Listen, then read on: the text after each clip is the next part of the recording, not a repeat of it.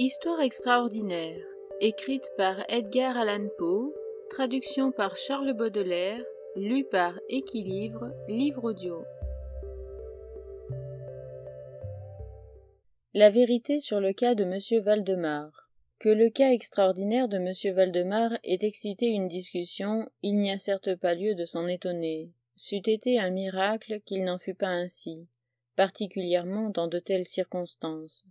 Le désir de toutes les parties intéressées à tenir l'affaire secrète, au moins pour le présent, ou en attendant l'opportunité d'une nouvelle investigation, et nos efforts pour y réussir ont laissé la place à un récit tronqué ou exagéré qui s'est propagé dans le public, et qui, présentant l'affaire sous les couleurs les plus désagréablement fausses, est naturellement devenu la source d'un grand discrédit. Il est maintenant devenu nécessaire que je donne les faits, autant du moins que je les comprends moi-même. Succinctement, les voici. Mon attention dans ces 3 dernières années avait été à plusieurs reprises attirée vers le magnétisme, et il y a environ 9 mois, cette pensée frappa presque soudainement mon esprit, que dans la série des expériences faites jusqu'à présent, il y avait une très remarquable et très inexplicable lacune. Personne n'avait encore été magnétisé in articulo mortis. Restait à savoir d'abord si dans un pareil état existait chez le patient une réceptibilité quelconque de l'influx magnétique. En second lieu, si dans le cas d'affirmative, elle était atténuée ou augmentée par la circonstance. Troisièmement, jusqu'à quel point et pour combien de temps les empiètements de la mort pouvaient être arrêtés par l'opération. Il y avait d'autres points à vérifier, mais ceux-ci excitaient le plus ma curiosité, particulièrement le dernier, à cause du caractère immensément grave de ses conséquences. En cherchant autour de moi un sujet au moyen duquel je pusse éclairer ces points, je fus amené à jeter les yeux sur mon ami M. Ernest Valdemar, le compilateur bien connu de la Bibliotheca Forensica, et auteur, sous le pseudonyme d'Issachar Marx, des traductions polonaises de Wallenstein et Gargantua. M. Valdemar, qui résidait généralement à Harlem, New York, depuis l'année 1939, et où était particulièrement remarquable par l'excessive maigreur de sa personne, ses membres inférieurs ressemblant beaucoup à ceux de John Randolph, et aussi par la blancheur de ses favoris, qui faisait contraste avec sa chevelure noire, que chacun prenait conséquemment pour une perruque. Son tempérament était singulièrement nerveux, et en faisait un excellent sujet pour les expériences magnétiques. Dans 2 ou 3 occasions, je l'avais amené à dormir sans grande difficulté, mais je fus désappointé quant aux autres résultats que sa constitution particulière m'avait naturellement fait espérer. Sa volonté n'était jamais positivement ni entièrement soumise à mon influence, et relativement à la clairvoyance, je ne réussis à faire avec lui rien sur quoi l'on pût faire fond. J'avais toujours attribué mon insuccès sur ces points au dérangement de sa santé. Quelques mois avant l'époque où je fis sa connaissance, les médecins l'avaient déclaré atteint d'une phtisie bien caractérisée. C'est à vrai dire sa coutume de parler de sa fin prochaine avec beaucoup de sang-froid, comme d'une chose qui ne pouvait être ni évitée ni regrettée. Quand ces idées que j'exprimais tout à l'heure me vinrent pour la première fois, il était très naturel que je pensasse à M. Valdemar. Je connaissais trop bien la solide philosophie de l'homme pour redouter quelques scrupules de sa part, et il n'y avait point de parents en Amérique qui puissent plausiblement intervenir. Je lui parlai franchement de la chose, et à ma grande surprise, il parut y prendre un intérêt très vif. Je dis à ma grande surprise, car quoiqu'il eût toujours gracieusement livré sa personne à mes expériences, il n'avait jamais témoigné de sympathie pour mes études. Sa maladie était de celles qui admettent un calcul exact, relativement à l'époque de leur dénouement, et il fut finalement convenu entre nous qu'il m'enverrait chercher 24 heures avant le terme marqué par les médecins pour sa mort. Il y a maintenant 7 mois passés que je reçus de M. Valdemar le billet suivant. Mon cher P., vous pouvez aussi bien venir maintenant. D et F s'accordent à dire que je n'irai pas demain au-delà de minuit, et je crois qu'ils ont calculé juste, ou bien peu s'en faut. Valdemar. Je recevais ce billet une demi-heure après qu'il m'ait été écrit, et en 15 minutes au plus, j'étais dans la chambre du mourant. Je ne l'avais pas vu depuis 10 jours, et je fus effrayé de la terrible altération que ce court intervalle avait produite en lui. Sa face était d'une couleur de plomb, ses yeux étaient entièrement éteints, et l'amaigrissement était si remarquable que les pommettes avaient crevé la peau. L'expectoration était excessive, le pouls à peine sensible. Il conservait néanmoins, d'une manière fort singulière, toutes ses facultés spirituelles, et une certaine quantité de force physique. Il parlait distinctement, prenait sans aide quelque drogue palliative, et quand j'entrai dans la chambre, il était occupé à écrire quelques notes sur un agenda. Il était soutenu dans son lit par des oreillers. Les docteurs D et F lui donnaient leurs soins. Après avoir serré la main de Waldemar, je pris ces messieurs à part et j'obtins un compte-rendu minutieux de l'état du malade. Le poumon gauche était depuis 18 mois dans un état semi-osseux ou cartilagineux, et conséquemment tout à fait impropre à toute fonction vitale. Le droit, dans sa région supérieure, s'était aussi ossifié, sinon en totalité du moins partiellement, pendant que la partie inférieure n'était plus qu'une masse de tubercules purulents, se pénétrant les uns les autres. Il existait plusieurs perforations profondes, et en un certain point il y avait adhérence permanente des côtes. Ces phénomènes du lobe droit étaient de date comparativement récente. L'ossification avait marché avec une rapidité très insolite. Un mois auparavant on n'en découvrait encore aucun symptôme, et l'adhérence n'avait été remarquée que dans ces 3 derniers jours. Indépendamment de la phtisie, on soupçonnait un anévrisme de l'aorte, mais sur ce point, les symptômes d'ossification rendaient impossible tout diagnostic exact. L'opinion des 2 médecins était que M. Waldemar mourrait le lendemain, dimanche, vers minuit. Nous étions au samedi, et il était 7 heures du soir. En quittant le chevet du moribond pour causer avec moi, les docteurs D et F lui avaient dit un suprême adieu. Ils n'avaient pas l'intention de revenir, mais à ma requête, ils consentirent à venir voir le patient vers 10 heures de la nuit. Quand ils furent partis, je causai librement avec M. Waldemar de sa mort prochaine, et plus particulièrement de l'expérience que nous nous étions proposée. Il se montra toujours plein de bon vouloir. Il témoigna même un vif désir de cette expérience, et me pressa de commencer tout de suite. 2 domestiques, un homme et une femme, étaient là pour donner leurs soins. Mais je ne me sentis pas tout à fait libre de m'engager dans une tâche d'une telle gravité, sans autre témoignage plus rassurant que ceux que pourraient produire ces gens-là, en cas d'accident soudain. Je renvoyai donc l'opération à 8 heures, quand l'arrivée d'un étudiant en médecine, avec lequel j'étais un peu lié, M. Théodore L., me tira définitivement d'embarras. Primitivement, j'avais résolu d'attendre les médecins, mais je fus induit à commencer tout de suite, d'abord par les sollicitations de M. Waldemar, en second lieu par la conviction que je n'avais pas un instant à perdre, car il s'en allait évidemment. M. L. fut assez bon pour accéder au désir que j'exprimais qu'il prît des notes de tout ce qui surviendrait. Et c'est d'après son procès-verbal que je décalque pour ainsi dire mon récit. Quand je n'ai pas condensé, j'ai copié mot pour mot. Il était environ 8 heures moins 5, qu'en prenant la main du patient, je le priai de confirmer à M. L. aussi distinctement qu'il le pourrait que c'était son formel désir, à lui, Waldemar, que je fisse une expérience magnétique sur lui dans de telles conditions. Il répliqua faiblement mais très distinctement. Oui, je désire être magnétisé, ajoutant immédiatement après, je crains bien que vous n'ayez différé trop longtemps. Pendant qu'il parlait, j'avais commencé les passes que j'avais déjà reconnues les plus efficaces pour l'endormir. Il fut évidemment influencé par le premier mouvement de ma main qui traversa son front. Mais quoique je déployasse toute ma puissance, aucun autre effet sensible ne se manifesta jusqu'à 10h10 quand les médecins D et F arrivèrent au rendez-vous.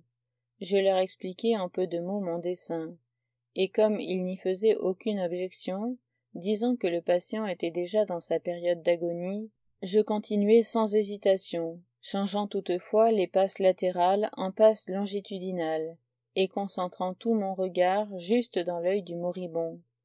Pendant ce temps, son pouls devint imperceptible, et sa respiration obstruée et marquant un intervalle d'une demi-minute. Cet état dura un quart d'heure, presque sans changement. À l'expiration de cette période, néanmoins, un soupir naturel, quoique horriblement profond, s'échappa du sein du moribond, et sa respiration ronflante cessa, c'est-à-dire que son ronflement ne fut plus sensible.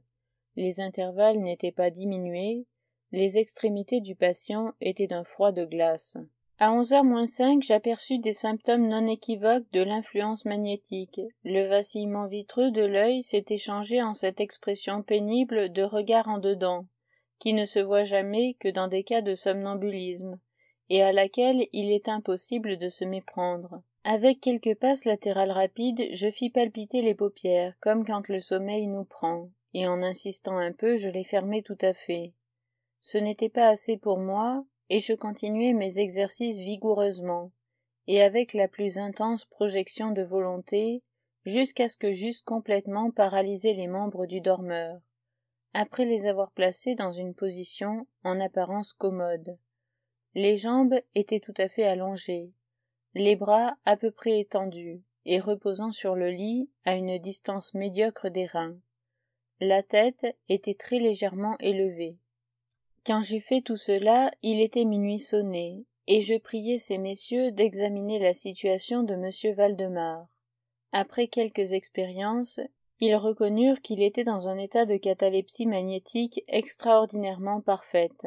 La catalepsie est un état pathologique dans lequel les membres du sujet inconscient restent inertes, rigides et gardent la position qu'on leur donne. La curiosité des deux médecins était grandement excitée. Le docteur D résolut tout à coup de passer toute la nuit auprès du patient, pendant que le docteur F prit congé de nous en promettant de revenir au petit jour. Monsieur L et les gardes-malades restèrent. Nous laissâmes monsieur Valdemar absolument tranquille jusqu'à 3 heures du matin. Alors, je m'approchai de lui et le trouvai exactement dans le même état que quand le docteur F était parti.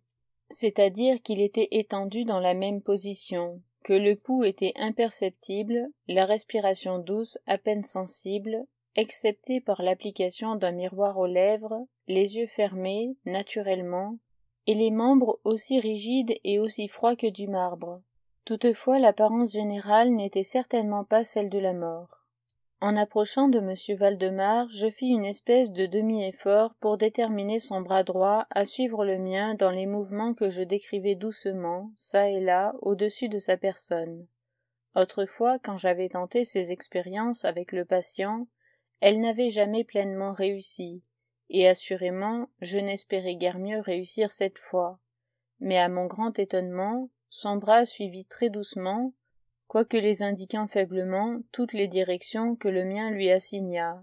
Je me déterminai à essayer quelques mots de conversation. « Monsieur Valdemar, dis-je, dormez-vous » Il ne répondit pas, mais j'aperçus un tremblement sur ses lèvres, et je fus obligé de répéter ma question une seconde et une troisième fois. À la troisième, tout son être fut agité d'un léger frémissement. Les paupières se soulevèrent d'elles-mêmes, comme pour dévoiler une ligne blanche du globe. Les lèvres remuèrent paresseusement et laissèrent échapper ces mots dans un murmure à peine intelligible. « Oui, je dors maintenant. Ne m'éveillez pas. Laissez-moi mourir ainsi. » Je tâtai les membres et les trouvai toujours aussi rigides. Le bras droit, comme tout à l'heure, obéissait à la direction de ma main. Je questionnai de nouveau le somnambule. « Vous sentez-vous toujours mal à la poitrine, monsieur Valdemar ?» La réponse ne fut pas immédiate, elle fut encore moins accentuée que la première. « Mal ? Non, je meurs. » Je ne jugeai pas convenable de le tourmenter davantage pour le moment, et il ne se dit ni ne se fit rien de nouveau jusqu'à l'arrivée du docteur F, qui précéda un peu le lever du soleil, et éprouva un étonnement sans bornes en trouvant le patient encore vivant. Après avoir tâté le pouls du somnambule et lui avoir appliqué un miroir sur les lèvres, il me pria de lui parler encore. « Monsieur Valdemar, dormez-vous toujours ?» Comme précédemment, quelques minutes s'écoulèrent avant la réponse. et durant l'intervalle, le moribond sembla rallier toute son énergie pour parler. À ma question répétée pour la 4e fois, il répondit très faiblement, presque inintelligiblement. Oui, toujours, je dors, je meurs. C'était alors l'opinion, ou plutôt le désir des médecins, qu'ont permis à M. Valdemar de rester sans être troublé dans cet état actuel de calme apparent jusqu'à ce que la mort survînt. Et cela devait avoir lieu. On fut unanime là-dessus, dans un délai de 5 minutes. Je résolus cependant de lui parler encore une fois, et je répétai simplement ma question précédente. Pendant que je parlais, il se fit un changement marqué dans la physionomie du somnambule. Les yeux roulèrent dans leur orbite, lentement découverts par les paupières qui remontaient. La peau prit un ton général cadavéreux, ressemblant moins à du parchemin qu'à du papier blanc, et les 2 taches hectiques circulaient, en rapport avec la fièvre hectique, une fièvre continue et amaigrissante, qui jusque-là était vigoureusement fixée dans le centre de chaque joue, s'éteignirent tout d'un coup. Je me sers de cette expression parce que la soudaineté de leur disparition me fait penser à une bougie soufflée plutôt qu'à toute autre chose.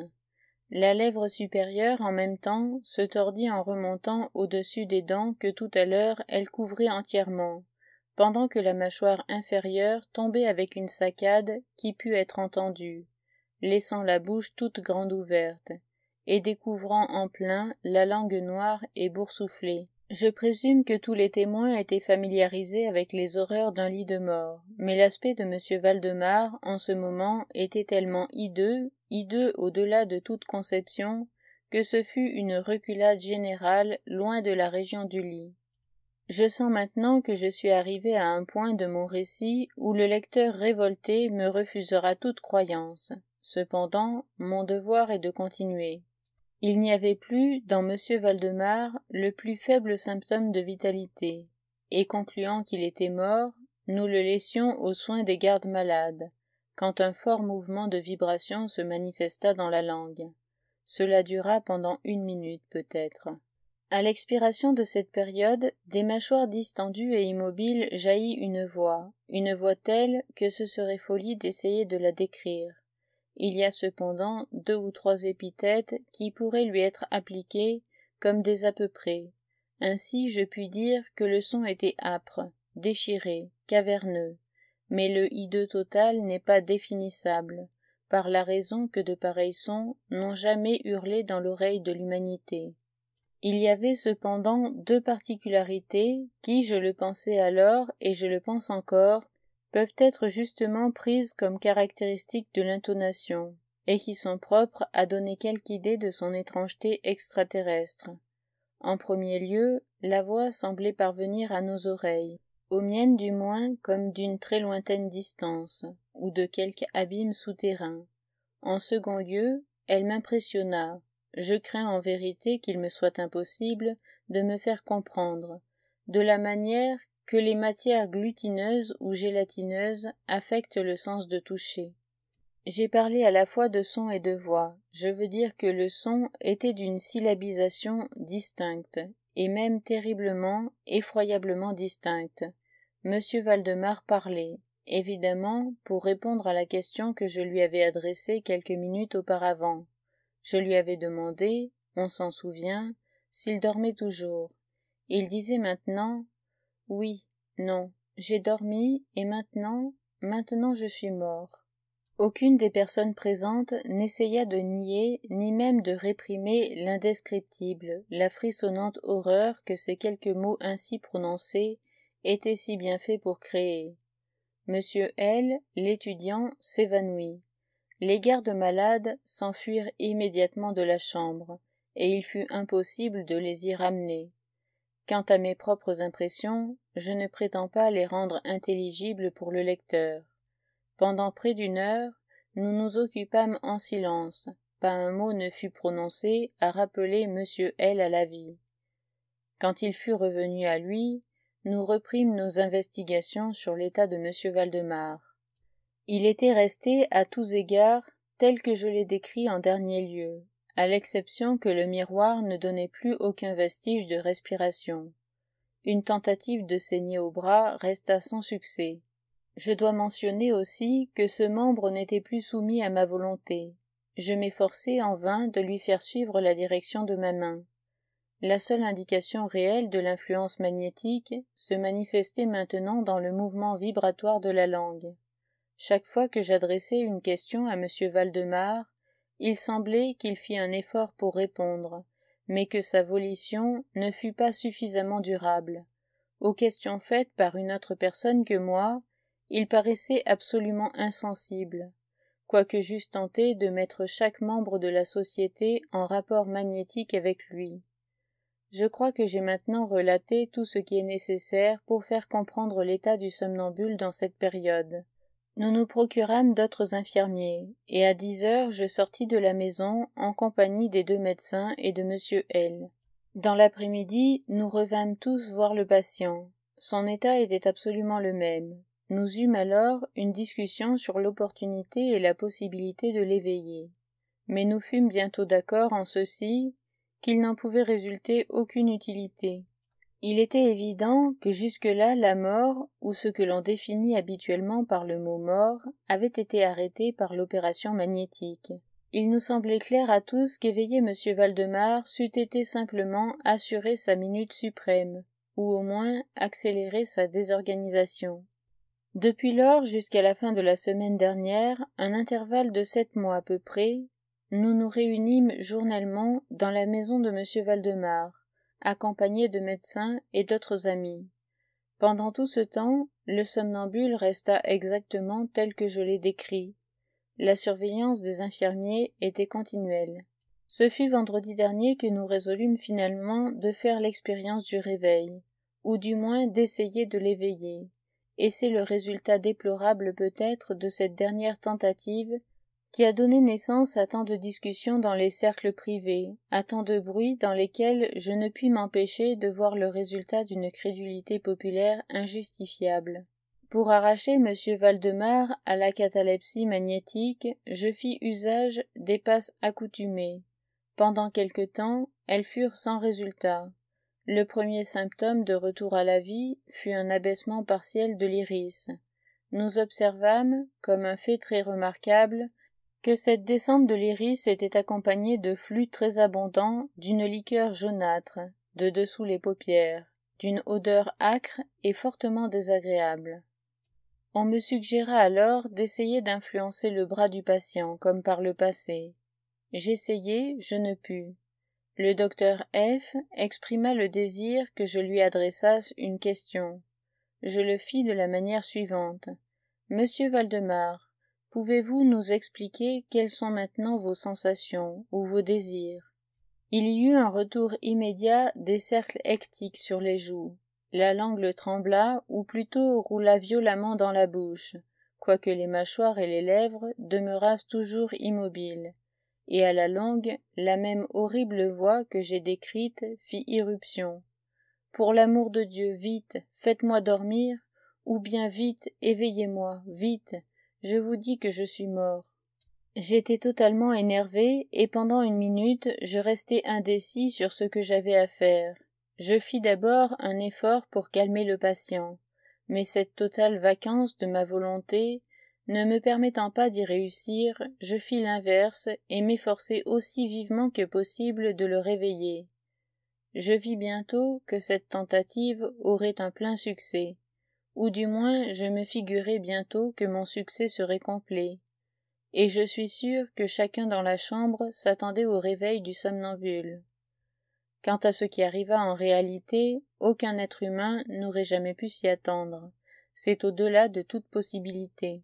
Comme je faisais rapidement les passes magnétiques à travers les cris de mort, mort, qui faisaient littéralement explosion sur la langue et non sur les lèvres du sujet, tout son corps d'un seul coup, dans l'espace d'une minute, et même moins, se déroba, s'émietta, se pourrit absolument sous mes mains.